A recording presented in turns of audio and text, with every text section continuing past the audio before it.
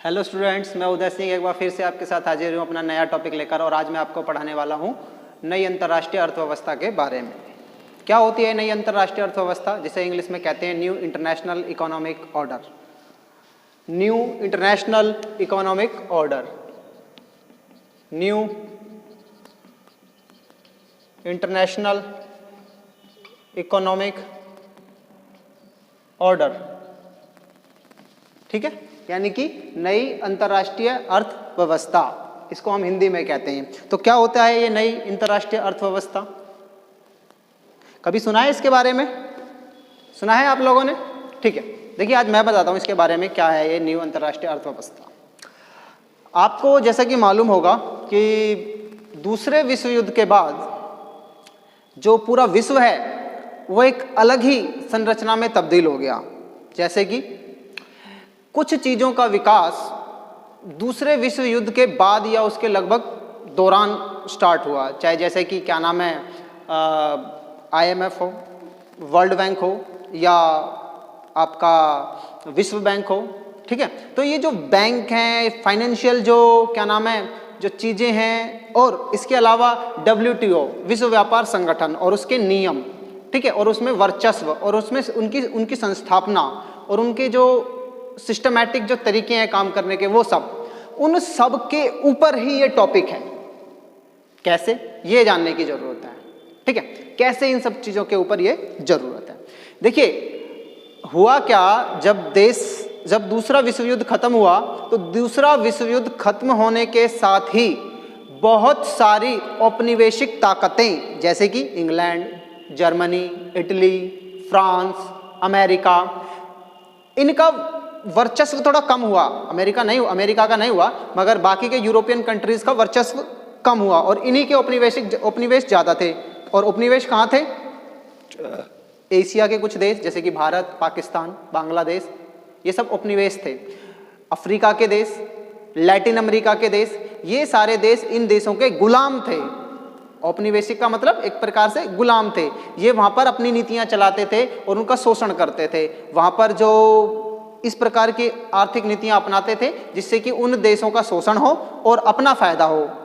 ये लोग जो कंट्रोल करके रखते थे, जिन लोगों ने उपनिवेश बना रखे थे, चाहे वो इटली है, जर्मनी है, अमेरिका, इंग्लैंड है या फ्रांस है या पुर्तगाल है या डच है, ये जो भी देश थे, ठीक है। हुआ क्या कि इनका वर्चस्व समाप्त हो जाता है। दूसरे विश्व युद्ध के बाद इतने कमजोर हो जाते हैं कि ये वहाँ पर कंट्रोल नहीं रख पाते हैं और ये कंट्रोल छोड़ देते हैं। और ये देश जो अब तक उपनिवेश थे, भारत जैसे देश जो गुलाम थे, वो आज़ाद होते हैं। अब ये देश आज़ाद तो होते हैं ये देश आज़ाद तो होते हैं, लेकिन आर्थिक रूप से ये लोग इतने कमज़ोर हो चुके हैं सदियों के शोषण से, गुलामी से, कि ये अब उभरना चाहते हैं। तो उसके लिए उन्हें आर्थिक मदद की ज़रूरत है। अब आर्थिक मदद करेगा कौन? अब आर्थिक मदद करेगा या तो अमीर कोई व्यक्ति यानी कि अमीर देश, या कोई अमीर बैंक। तो बैंक कौन? बैंक जैसे कि विश्व बैंक, अंतर्राष्ट्रीय मुद्रा कोष IMF, या विश्व व्यापार और जब किसी दूसरे देश के साथ व्यापार भी करने हैं। अच्छा, अमीर बनने का दूसरा तरीका व्यापार करो। अब व्यापार करने हैं आपको, तो व्यापार के नियम भी तय कर रखे हैं। किसने? वर्ल्ड ट्रेड ऑर्गेनाइजेशन ने, WTO ने। एक WTO है, वर्ल्ड ट्रेड ऑर्गेनाइजेशन, उसके थ्रू ये क्या नाम है सारे नियम बनाए गए हैं कि आपको कैसे व्यापार करना है, किन नियमों से व्यापार करना है, ठीक है। तो ये जो नियम बने हुए हैं विश्व व्यापार संगठन के, और ये जो संस्थाएं हैं विश्व बैंक जैसी या IMF जैसी, ये ऋण देते समय, या मैं बात कर लेता हूं पहले विश्व बैंक या IMF, अंतर्राष्ट्रीय मुद्रा कोष, इनकी। तो ये जो ऋण देते हैं, कर्जा देते हैं, गरीब देशों को कर्जा चाहिएगा, पैसे चाहिएंगे, कहां से लेंगे? इनसे लेंगे। तो जब ये ऋण देते हैं तो कुछ ऐसी शर्तें लगा देते हैं जिनसे जो पूंजीपति देश हैं, अमीर देश हैं, उनको लाभ पहुंचे और इनको नुकसान हो। या फिर ये गरीब देश जब अमीर देशों से कोई चीज खरीदते हैं तो वो कुछ ऐसी शर्तें लगा देते हैं उसके ऊपर इतनी घटिया कि जिससे कि इन गरीब देशों का शोषण पे शोषण होता जाए। जैसे कि 2-4 गुना, 10-20 गुना एक्स्ट्रा ब्याज लगा दी हो। किसी महाजन ने ऋण लेने गए, मान लीजिए किसी महाजन से आपने ऋण लिए, किसी जो उधार देता है आपके एरिया में पैसे, और वो आपको पैसे जो बैंक का ब्याज चल रहा है उससे 200 गुना ज़्यादा महंगा दे रहा है। तो एक प्रकार से शोषण हुआ कि नहीं हुआ? या पैसे देते वक्त शर्त लगा दे कि इसका इस्तेमाल यहाँ करना, वहाँ मत करना, वहाँ करना, वहाँ मत करना, 100 शर्त लगा दे, तो एक प्रकार का शोषण हुआ। आप पैसे दे रहे हो, फ्री हो जाओ, पैसे दे के आपको पैसे वापस चाहिए मिल जाएंगे, लेकिन आप ये फालतू की चीज़ें क्यों लगा रहे हो। लेकिन ये लोग लगाते थे गरीब देशों के ऊपर। तो इन गरीब देशों को ये प्रॉब्लम फील हुई जब वो आज़ाद हुए और थोड़ा अपनी इकोनॉमी को ग्रोथ देना चाहते थे, बढ़ाना चाहते थे, तो ये प्रॉब्लम फील हुई। इन्होंने एहसास किया कि अंतर्राष्ट्रीय राजनीति में जब एक देश दूसरे देश के साथ व्यापार करता है या एक देश तरक्की के लिए, अपनी उन्नति के लिए, आर्थिक उन्नति के लिए पैसा, ऋण चाहता है या तो किसी दूसरे देश से या अंतर्राष्ट्रीय संस्थाओं से, तो उसे वो ऋण बहुत सारी शर्तों के साथ मिल रहा है, बहुत सारे हाई इंटरेस्ट पे मिल रहा है, या मिल ही नहीं रहा। अगर उनका पिछलग्गू नहीं बन रहा, तो अगर उनकी हाँ में हाँ नहीं मिला रहा तो मिल ही नहीं रहा वो उन्हें। तो इस स्थिति में उन्हें लगा कि भैया अब तो कुछ करना पड़ेगा। ये जो व्यवस्था है ये गरीब देशों के हिसाब से नहीं बनी हुई है, ये अमीर देशों के हिसाब से बनी हुई है। तो गरीब जो देश हैं वो एक इकट्ठा हुए और इकट्ठा होकर ये मांग करने लगे कि अब ये जो अर्थव्यवस्था का जो सिस्टम है, इकोनॉमिक जो ऑर्डर है, चाहे बैंक का, विश्व बैंक का जो सिस्टम है या IMF का जो सिस्टम है या विश्व व्यापार संगठन के जो नियम या वहाँ पर जो सिस्टम है, या विकासशील देशों का जो जिस प्रकार से डील किया जाता है, विकासशील देशों के साथ विकसित देश जैसे डिस्कस करते हैं, डील करते हैं, यानी कि अमीर देश गरीब देशों के साथ जैसे डील करते हैं, उस डीलिंग के सिस्टम को थोड़ा बदलना होगा भैया। अगर नहीं बदलेंगे तो हम हमेशा गरीब रहने वाले हैं, हमारा हमेशा शोषण होता रहेगा। तो भैया इन देशों ने क्या काम करा, ये जो गरीब देश थे, इन्होंने सिंपल सी बात थी, इन्होंने एक मंच बनाया जिसे हम नॉर्थ साउथ डायलॉग कहते हैं या साउथ साउथ डायलॉग कहते हैं। इनका विकास हुआ, इसको मैं बाद में बताऊंगा आपको कि ये नॉर्थ साउथ डायलॉग और साउथ साउथ डायलॉग क्या होता है, यानी कि उत्तर दक्षिण संवाद या दक्षिण दक्षिण संवाद क्या होता है, मैं बाद में बताऊंगा आपको, अभी टॉपिक पे ही रहता हूं। तो उन्होंने इस प्रकार के मंच बनाए और वहां पर वे इकट्ठे हुए और इन्होंने जोरदार तरीके से अपनी मांग रखना शुरू करी कि इन संस्थाओं में बदलाव चाहिए हमें, क्योंकि ये जो संस्थाएं बनी हुई हैं, कौन सी संस्थाएं, विश्व व्यापार संगठन, IMF, विश्व बैंक, जितनी भी ये वित्तीय संस्थाएं हैं, इन संस्थाओं में बदलाव की दरकार है, क्योंकि ये संस्थाएं गरीबों के हितों के अनुसार नहीं है, गरीब जो देश हैं उनके हितों के अनुसार नहीं है, अमीर देशों के हितों के अनुकूल हैं। तो उन्होंने इसकी जोरदार मांग उठाई, इसी को कहते हैं नई अंतर्राष्ट्रीय अर्थव्यवस्था की मांग करना।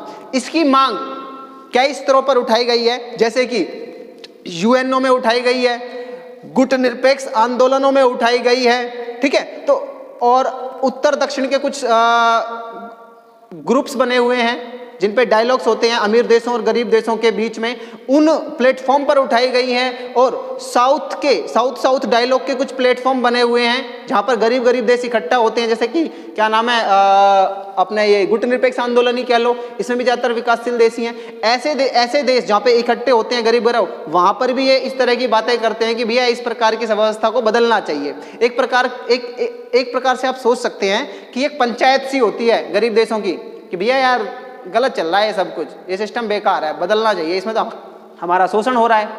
ये आपस में बात करते हैं गरीब लोग। एक मंच ऐसा भी है जहाँ पर एक साइड अमीर बैठे होते हैं, एक साइड गरीब बैठे होते हैं, और उनके साथ एक प्रकार से बार्गेनिंग होती है, डीलिंग होती है। भैया देखो यार गलत कर रहे हो तुम, ये सिस्टम बदलना चाहिए, इसमें हमें तो कोई फायदा है नहीं, तुम्हें फायदा है। तो वहाँ पर भी कोशिश की जा रही है कि इस व्यवस्था को बदला जाए, इसमें सुधार लाया जाए। तो वहाँ भी डायलॉग्स हो रहे हैं, वहाँ भी बातचीत चल रही है, और गरीब देशों के बीचों में भी आपस में बातचीत चल रही है। तो बातचीत दो स्तर पर चल रही है। तो अब हम आते हैं अपने इस टॉपिक के मेन मुद्दे पे कि इसका जो अर्थ है या प्रस्तावना है, आई होप आप समझ ही गए होंगे। नई अंतर्राष्ट्रीय अर्थव्यवस्था का अर्थ और प्रस्ताव तो आप समझ ही गए होंगे। इतनी देर तक मैं आपको अर्थ और प्रस्तावना ही बता रहा था कि इसका जो मांग है, इसका जो अर्थ है, जो इसकी जो बात है, वो मेन यही है कि गरीब देश ये समझ रहे हैं कि ये जो अर्थव्यवस्था फिलहाल की जो व्यवस्था है, इकोनॉमिक जो व्यवस्था है, वो हमारे अनुकूल नहीं है, अमीरों के अनुकूल है, इसमें हम फिट नहीं बैठते, ये हमारे शोषण का जरिया है, इसको बदलना पड़ेगा, यही इसका अर्थ है। इसके सिद्धांत क्या है? नियो के, देखिए नियो के सिद्धांत हैं। पहला सिद्धांत तो नियो के यही, मतलब नई अंतर्राष्ट्रीय अर्थव्यवस्था का पहला सिद्धांत तो ये है, यानी कि गरीब देशों का पहला सिद्धांत तो ये है कि कच्चे माल की कीमतों को बढ़ाने व घटाने की प्रवृत्ति का विरोध किया जाए। इनका सिद्धांत ये है कि हम कच्चा माल कौन देता है? देखिए, कच्चा माल देता है गरीब आदमी, गरीब देश। कच्चा माल कहाँ उत्पादित होता है? गरीब देशों में होता है, और वह अमीर देशों को इस कच्चे माल को बेच देता है, और कच्चा माल को अमीर देश खरीदकर अपने वहां पर बनी फैक्ट्रियों या कंपनियों में उसे कन्वर्ट कर देता है एक परिष्कृत माल में, और उसे वापस बेच देता है इन्हीं मंडियों में, जिससे जो लाभ कमाता है वो उस लाभ का अंतर और कच्चे माल का जो अंतर होता है वो बहुत ज्यादा होता है, उस अंतर को भी कम करने की बात करता है वो। देखिए, एक बात तो ये करता है कि कच्चे माल की कीमत को बढ़ाने व घटाने की जो प्रवृत्ति है उसको विरोध करें, मतलब अप डाउन ये नहीं, स्थिर होनी चाहिए। दूसरा, कच्चे माल व निर्मित माल की कीमतों में ज्यादा अंतर नहीं होना चाहिए। क्यों? कच्चे माल को तो खरीद के अमीर देश ले जाते हैं और वहां अपनी कंपनियों में बना के उससे प्रोडक्ट वापस इसी गरीब कंपनी देशों में बेच देते हैं और महंगे रेटों पर बेचते हैं। तो कहते हैं पहली तो ये क्या नाम है, ये कच्चे माल की जो खरीदने की प्रवृत्ति है, दाम घटा के दाम बढ़ा के, ये बंद होनी चाहिए। और दूसरी, जो कच्चा माल और पक्का माल दोनों मालों के जो बीच में अंतर होता है वो बहुत ज्यादा नहीं होना चाहिए। ये इनका एक मूल सिद्धांत है। दूसरा सिद्धांत क्या है नियो का? दूसरा सिद्धांत ये है कि विकसित व विकासशील देशों के मध्य तकनीकी उत्थान की खाई को पाटना, यानी कि जो गरीब देश हैं वो तकनीकी रूप से पिछड़े हुए हैं, उनके पास तकनीकियां ज्यादा है नहीं है, कच्चा माल तो है पर टेक्नोलॉजी नहीं है कि उससे उस प्रोडक्ट को कैसे ऐसे प्रोडक्ट में बदला जाए जो मार्केट में बिके। यानी कि रॉ मटेरियल तो है हमारे पास, प्लास्टिक तो है, पर पेन बनाने की टेक्निक नहीं है। तो वो टेक्निक किन देशों के पास है? विकसित देशों के पास है, अमीर देशों के पास है। विकसित मतलब अमीर देशों के पास वो टेक्नोलॉजी है। उस टेक्नोलॉजी को प्राप्त करना चाहते हैं कौन? विकासशील देश। कहता है कि भैया इस टेक्नोलॉजी को हमें भी दो, तब हम आपको कच्चा माल देंगे। पर ऐसा विकसित देश करते नहीं है, टेक्नोलॉजी नहीं देते, बल्कि उनसे कच्चा माल रॉ मटेरियल खरीदते हैं और उसे पक्का माल बेच देते हैं। यानी कि प्लास्टिक खरीदते हैं और पेन बनाकर बेच देते हैं वापस। ये एक एग्जांपल है बस, ठीक है। नेक्स्ट, तीसरा, विकासशील देशों पर वित्तीय ऋणों के भार को कम करना। यानी कि जो विकासशील देश हैं, ये विकासशील जो देश हैं, गरीब जो देश हैं, इन देशों ने इतना ज्यादा कर्ज ले रखा है विश्व बैंक से या IMF से, या फिर हम कह सकते हैं अमीर देशों से। उन देशों पर जो वित्तीय ऋणों के जो भार हैं उन्हें कम करना चाहिए, उनमें कुछ कटौती करनी चाहिए, या उनमें कुछ ब्याज दर को घटाना चाहिए, या उन्हें कुछ जो ऋण है उन्हें और भी ज्यादा रियायती दरों पर देने चाहिए। तो इसमें कहते हैं कि जो हमारे पर वित्तीय जो भार हमारे ऊपर जो टैक्स का लगा रखा है उसे कम कर दिया जाए। नेक्स्ट पॉइंट है, विकासशील देशों के द्वारा उत्पादित औद्योगिक माल के निर्यात को प्रोत्साहन देना। विकासशील देशों के द्वारा उत्पादित औद्योगिक माल के निर्यात को प्रोत्साहन देना। यानी कि एक प्रॉब्लम यह है कि जो विकासशील देश जो औद्योगिक माल तैयार करते हैं, मान लीजिए कोई विकासशील देश है, भारत जैसा विकासशील देश है, उसने अपने यहाँ कुछ टेक्निक इजाद भी कर ली है, कुछ बना लिया, कोई नई टेक्निक हासिल कर लिया, उस टेक्निक के दम पर वो कच्चे माल से कोई औद्योगिक माल उत्पादित कर रहा है अपने यहाँ, तो उसे निर्यात को प्रोत्साहन देना चाहिए। मतलब ऐसा नहीं करना चाहिए अरे ये तो गरीब देश है, इनके पास कहाँ टेक्नोलॉजी है, इनका माल मत खरीदो, घटिया क्वालिटी का होगा। इस प्रकार की चीजें या इस प्रकार की बातें अमीर देशों के तरफ होती हैं। गरीब देशों का माल यदि बिकने आता है कि नहीं ये तो घटिया जगह से आया है, इनमें क्वालिटी नहीं होगी, इस प्रकार की बातें ये लोग करते हैं। कहते हैं कि ऐसी बातें नहीं होनी चाहिए, बल्कि प्रोत्साहन मिलना चाहिए। जबकि होता क्या है, हतोत्साहित करते हैं ये देश गरीब देशों को माल बनाने से। वो कहते हैं अच्छा तू कैसे बना लेगा, तेरे पास तो इतनी टेक्नोलॉजी नहीं है, हमारी टेक्नोलॉजी बढ़िया है, अमीर देश ऐसा कहते हैं। तो हतोत्साहित करते हैं, जबकि होना क्या चाहिए, प्रोत्साहन मिलना चाहिए और कोई बाधा नहीं डालनी चाहिए या कोई बैन नहीं लगा देना चाहिए, नहीं तुम्हारे देश के माल घटिया, हम अपने देश में बिकने नहीं देंगे, ऐसी चीजें नहीं करनी चाहिए। नेक्स्ट, बहुराष्ट्रीय निगमों की गतिविधियों पर समुचित नियंत्रण लगाना। बहुराष्ट्रीय निगम क्या होते हैं? बहुराष्ट्रीय निगम होते हैं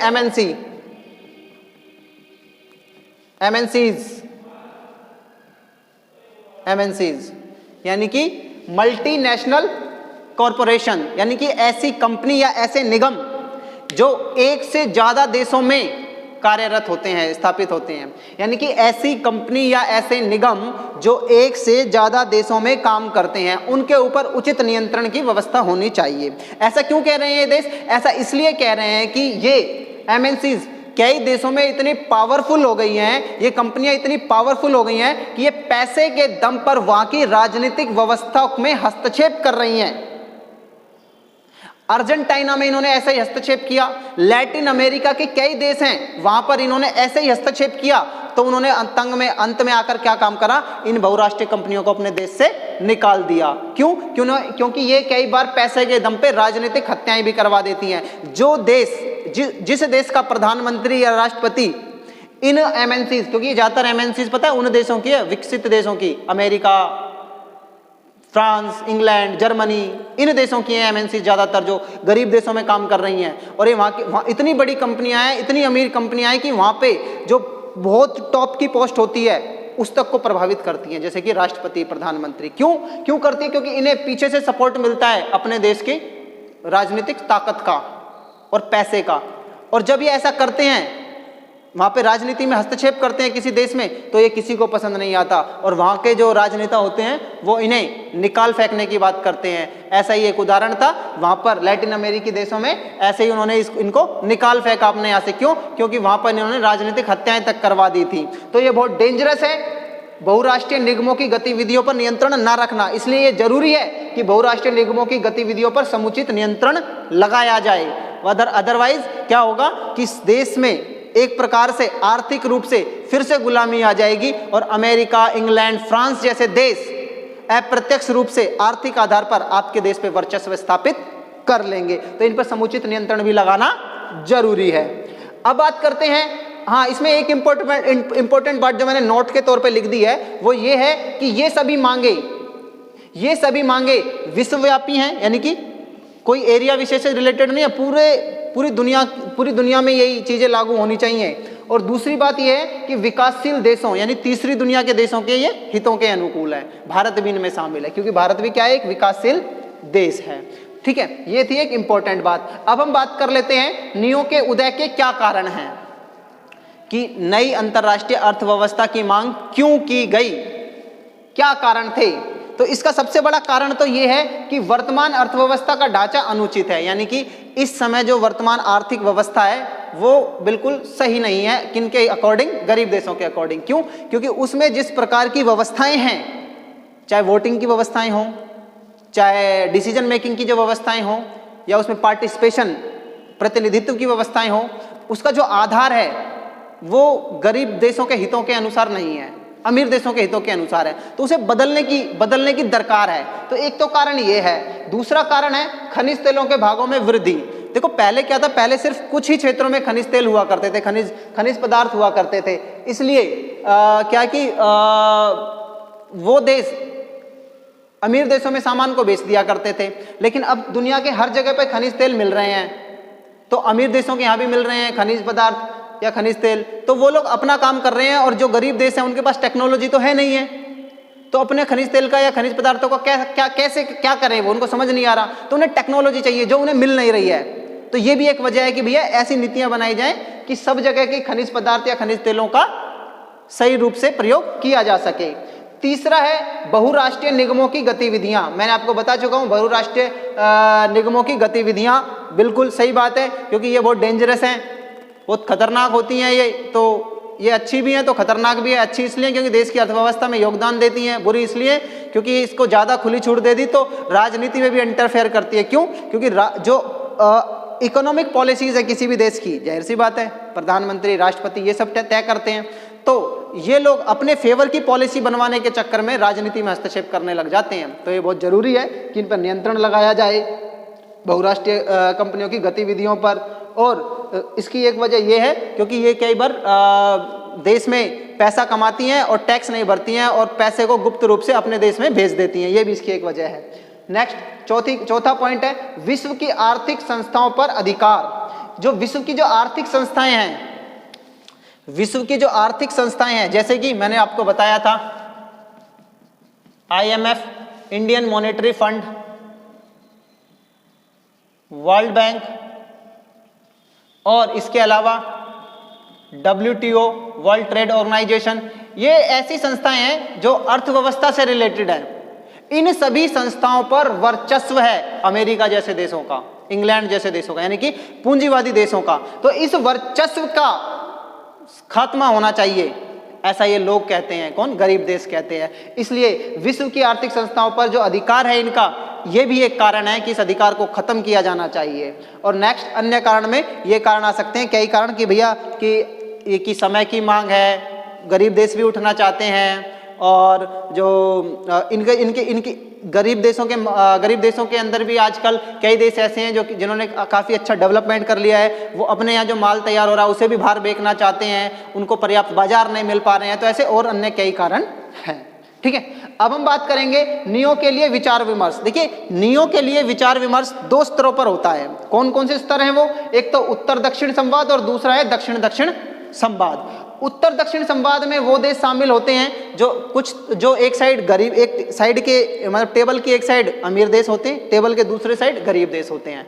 तो गरीब देश जो हैं वो दक्षिण के देश हैं और जो उत्तर के देश हैं वो अमीर देश हैं। देखिए, आप कभी भी ग्लोब पे देखिएगा, मान लीजिए ग्लोब है, इक्वेटर रेखा जहाँ से जा रही है, ये नॉर्थ और ये साउथ। तो ज़्यादातर जो गरीब देश हैं वो साउथ में है, और ज़्यादातर जो अमीर देश हैं वो नॉर्थ में है, और ज़्यादातर जो गरीब देश हैं वो साउथ में है। इसलिए साउथ के देश गरीब देश, नॉर्थ के देश अमीर देश। तो उत्तर और दक्षिण का संवाद मतलब ये है कि अमीरों का और गरीबों का आपस में संवाद की बातचीत हो, नीतियां तय हो। और दूसरा है दक्षिण दक्षिण संवाद, यानी कि साउथ साउथ डायलॉग, यानी कि गरीब गरीब देश आपस में संवाद करें। यहाँ पर एक बात यह है कि अमीर और गरीब देश आपस में व्यापार करें, संवाद करें, एक दूसरे के साथ व्यापार करें, जिसमें म्यूचुअल अंडरस्टैंडिंग और म्यूचुअल फायदा हो। ऐसा ना हो कि अमीरों को ही, उत्तर के देशों को ही फायदा हो, यानी कि ये दोनों जब आपस में व्यापार करें, गरीब और अमीर, तो दोनों को बराबर का फायदा होना चाहिए। ऐसा नहीं होना चाहिए कि सिर्फ गरीबों को, अमीरों को फायदा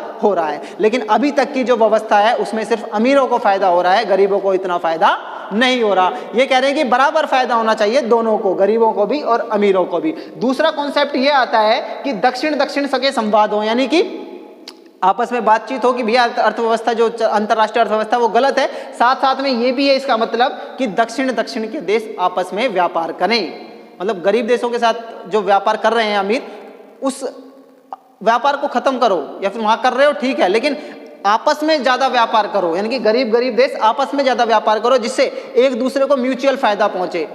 आप अमीरों के साथ व्यापार करोगे तो अमीरों को फायदा पहुंचेगा, क्यों ना आप गरीब देश आपस में व्यापार कर लो, जिससे एक दूसरे को फायदा पहुंचे और एक दूसरे की इकोनॉमिक ग्रोथ हो और आप दोनों तरक्की करो। तो ये भी एक तरीका है। तो ये था आपका अंतर्राष्ट्रीय अर्थव्यवस्था, जिसकी मांग गुटनिरपेक्ष आंदोलन के स्तर पर भी की जा रही है और यूएनओ में भी की जा रही है, और इसके अलावा जो अन्य कई स्तर हैं उन पर भी की जा रही है। तो ये था आपका न्यू इंटरनेशनल इकोनॉमिक ऑर्डर का टॉपिक।